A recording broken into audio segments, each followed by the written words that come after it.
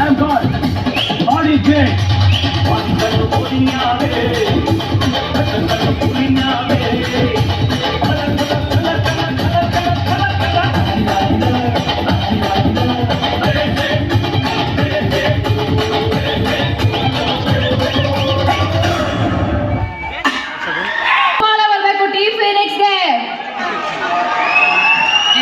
ನಮ್ಮ ಹೆಣ್ಮಕ್ಳು ಚಪ್ಪಾಳೆ ಹೊಡಿತಾರೆ, ಗಂಡು ಮಕ್ಳು ಯಾಕೆ ಇಷ್ಟೊಂದು ಸೈಲೆಂಟ್ ಆಗ್ಬಿಟ್ಟಿದ್ದೀರಾ?